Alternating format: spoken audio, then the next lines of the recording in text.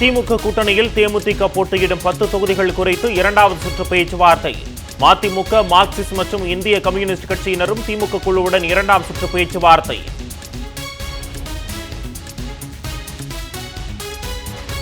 மணிப்பூரில் மீண்டும் தலை தூக்கும் தீவிரவாத குழுக்கள். ராணுவ முகாமை குறிவைத்து குக்கி இன தீவிரவாத குழு துப்பாக்கிச் சூடு. ராணுவமும் பதிலடி கொடுத்ததால் அரை மணி நேரம் நீடித்த துப்பாக்கிச் சண்டை.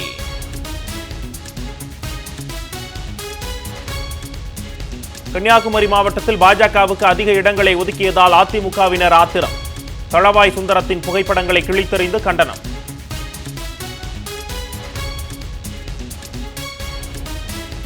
ஊழல் அதிகாரிகள் பாஜக முதலமைச்சரின் தனி செயலர் உள்ளிட்டோர் மேற்கு வங்கத்தில் தேர்தல் பார்வையாளர்களாக நியமனம். திரிணாமுல் காங்கிரஸ் கடும் கண்டனம்.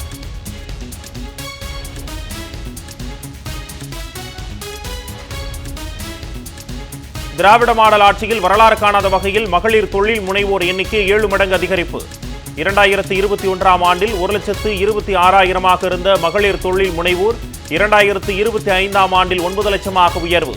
ஒன்றிய அரசின் ஆய்வறிக்கையில் பாராட்டு.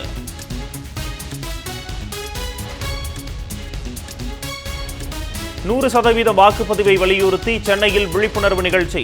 வாக்காளர்களுக்கு விழிப்புணர்வு ஏற்படுத்த வாகன பிரச்சார பயணம்.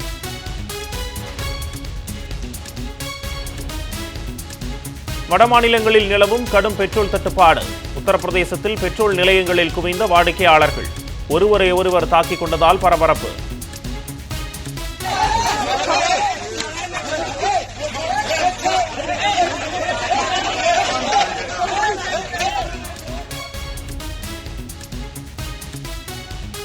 அதிமுக இடம்பெற்றுள்ள கூட்டணிக்கு தலைமை தாங்குவது பாஜக தான்.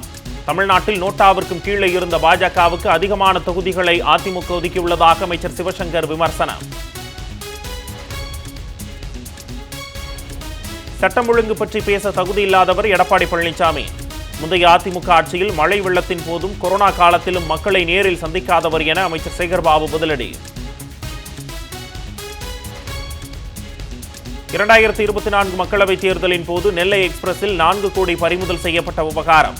பாஜக மாநில தலைவர் நயினார் நாகேந்திரன் மீது வழக்கு பதிவு செய்ய அமலாக்கத்துறைக்கு உத்தரவிடக் கோரி உயர்நீதிமன்றத்தில் திமுக மனு.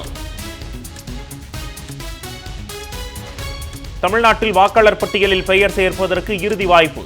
படிவம் 6 மூலம் விண்ணப்பம் அளிக்க இன்றைய கடைசி நாள்.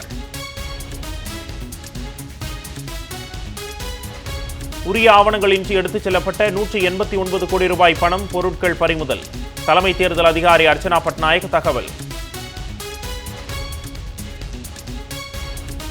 ராமேஸ்வரம் மீனவர்கள் 7 பேரை 2 விசைப்படகுகளுடன் சிறைபிடித்துச் சென்ற இலங்கை கடற்படை. கச்சத்தீவு நெடுந்தீவுக்கு இடையே மீன்பிடித்துக் கொண்டிருந்த போது அராஜகம். சிக்கிம் மாநிலத்தில் கடும் பனிப்பொழிவு காரணமாக இயல்பு வாழ்க்கை பாதிப்பு. கிழக்கு சிக்கிமில் போக்குவரத்து முடங்கியது.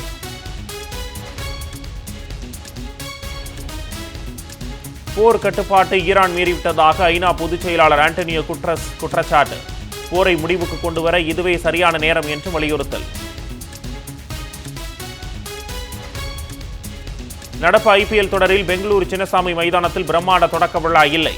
கடந்த ஆண்டு நடைபெற்ற வெற்றி விழா நிகழ்ச்சியில் உயிரிழப்பு ஏற்பட்டதால் முடிவு என தகவல்.